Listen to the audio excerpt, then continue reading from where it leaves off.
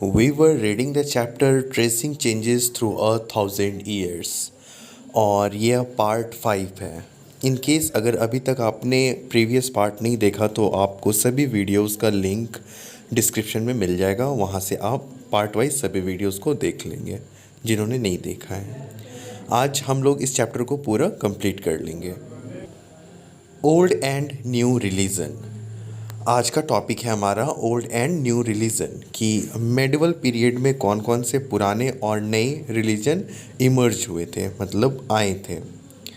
Some of the major religious development during the medieval period are as follows. Hinduism, new deities came to be worshipped. हिंदुत्व में कुछ नए भगवान का पूजा होना स्टार्ट हुआ था। Some tribal and forest group were absorbed into the Hindu society. These brought some tribal idea of worship into Hinduism. और उस वक्त मेडिवल पीरियड में बहुत ऐसे ट्राइबल जो कि पहाड़ और जंगलों में रहते हैं, वे सभी हिंदू देवी देवताओं का पूजा करने लगे थे। Construction of temple became an important activity among the Hindu rulers. और जो भी बड़े बड़े राजा थे, हिंदू राजा जो थे, वे सभी अपने राज्य में बड़े बड़े मंदिर बनाते थे भगवान के। द इम्पॉर्टेंस ऑफ ब्राह्मण्स और द प्रीस्ट ग्रो, मतलब जो ब्राह्मण्स थे और जो प्रीस्ट लोग थे, जो पुजारी थे, they had a dominant position in the society. वो सभी ऊपर, मतलब कि बहुत उनका हायर पोजीशन था सोसाइटी में। The knowledge of Sanskrit text gave Brahmins a lot of respect in the society. और ब्राह्मण्स जो होते थे उन्हें संस्कृत का बहुत ज्ञान होता था, जिसकी वजह से लोग उन्हें बहुत इज्जत करते थे। Rulers patronised learn Brahmins and granted them tax free land.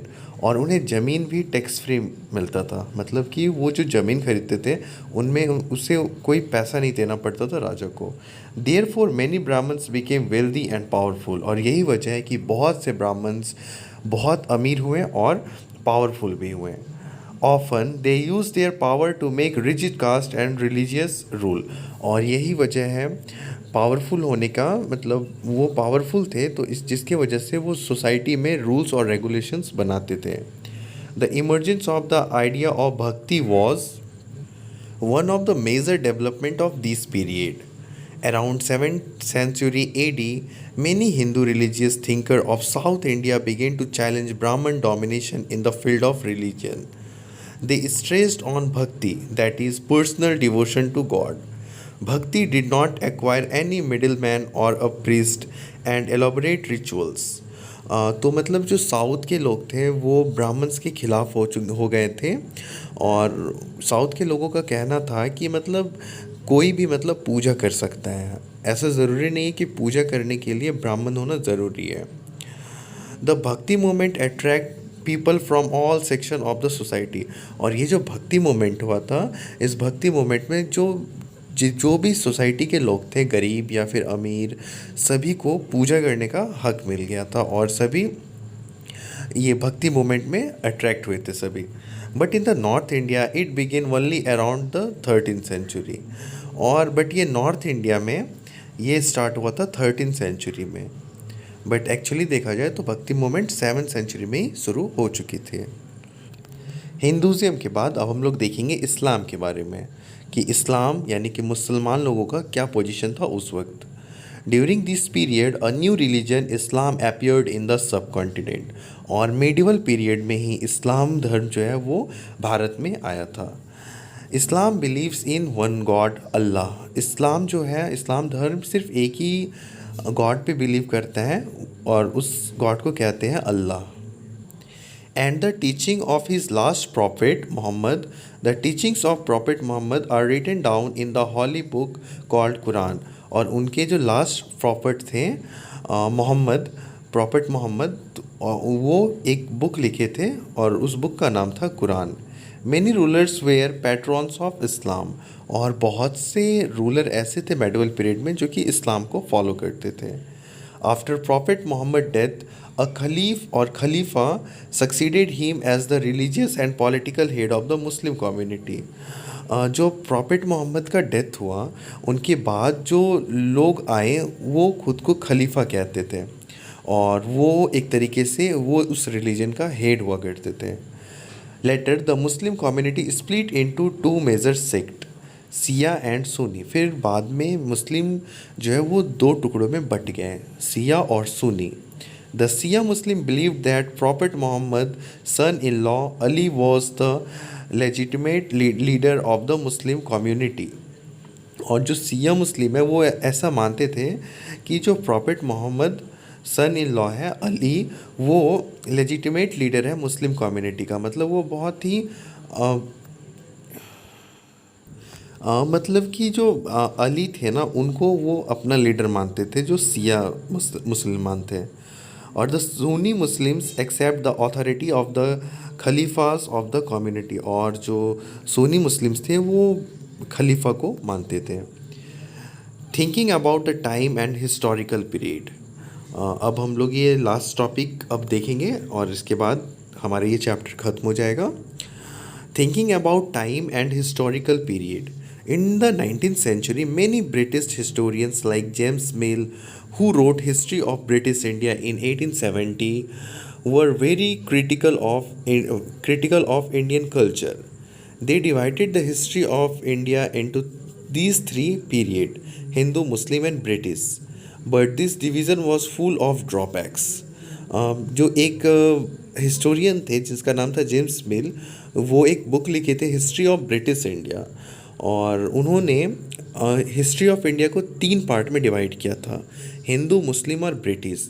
But ये जो डिवीज़न किया था ऐसा इसमें बहुत सारा ड्रॉबैक था, मतलब कि खामियां थी। It was based on the religious of rulers. It ignored the significant historical development in the society, economy, and culture. This division also ignored the rich diversity of the subcontinent. और ये जो भाई साहब है मिल, जेम्स मिल, ये ऐसा मतलब दर्शाएं history में कि मतलब जो हिंदू और मुस्लिम्स हैं मतलब वो बहुत बैकवर्ड है, और जो ब्रिटिश है वो बहुत ही ज़्यादा श्रेष्ठ है। और हमारा जो रिच डाइवर्सिटी है, मतलब हम लोग का जो इतना अच्छा कल्चर है, इन सब के बारे में कुछ भी नहीं लिखा था। In order to get a clear picture of the important changes in history, historians generally divide the past into three period, that is the ancient और अर्ली पीरियड, मेडिवल और middle period, and the modern period. हाँ, तो फिर बाद में history को तीन part में डिवाइड किया गया। एंशियंट यानी कि पुराने समय के बारे में, मिडिवल जो कि अभी हम लोग पढ़ रहे हैं, और मिडिवल को ही मिडिल पीरियड भी कहते हैं, और फिर लास्ट है modern period. This year we shall study the history of the medieval period. और इस साल मतलब आप जो अभी क्लास 7th में हो, अभी आप पढ़ोगे मेडिवल हिस्ट्री के बारे में। The word medieval comes from a Latin word which means middle age. और मेडिवल जो वर्ड है ये लैटिन वर्ड से आया जिसका मतलब होता है middle age. Thus the medieval period is the period between the ancient and the modern period. और मेडिवल पीरियड को मतलब कि आप ऐसे समझ लो कि ये एंशियंट और मॉडर्न के बीच में जो घटना घटी थी उसके बारे में हम लोग मेडिवल पीरियड में पढ़ेंगे। There is no such well defined criteria और general rule for the division of the world history into ancient, medieval and modern. So the periodisation of history varies from one country to another. तो ये जो मतलब medieval, ancient और modern है, ये अलग अलग देश में अलग अलग समय पे हुआ था। The medieval period in India stretches रफली फ्रॉम द 8 to 18 सेंचुरी। और मेडिवल पीरियड जो इंडिया में हुआ था वो 8 से 18 सेंचुरी के बीच में हुआ था। Thus, in this unit, we shall study the history and civilization of Indian subcontinent during this period. The medieval period is further subdivided into two periods: early medieval period and the later medieval period. हम लोग जो अभी पढ़ रहे हैं medieval period, इसको दो टुकड़ों में फिर हम लोग बांटेंगे। एक पढ़ेंगे अर्ली यानी कि जो स्टार्टिंग के मेडिवल पीरियड में क्या हुआ था, और दूसरा है लेटर मेडिवल पीरियड, मतलब कि जो लास्ट था उसमें क्या हुआ था।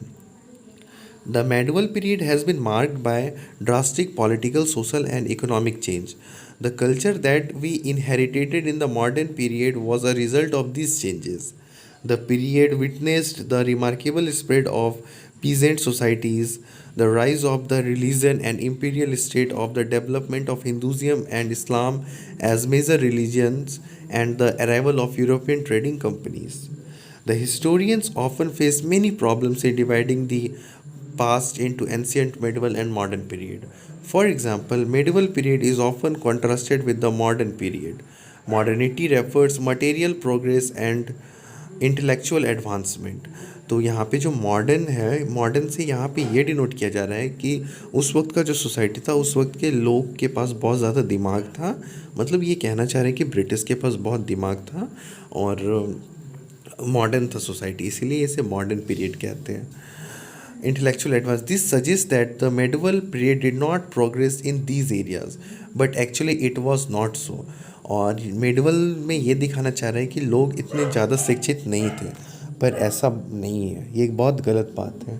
ठीक है, तो अब हम आपसे मिलेंगे नेक्स्ट चैप्टर में। तब तक के लिए आप मुझे बताओ कि आपको क्या डाउट है, आपको कैसा लगा ये चैप्टर पूरा, और आप आगे कौन सा चैप्टर पढ़ना चाहते हो।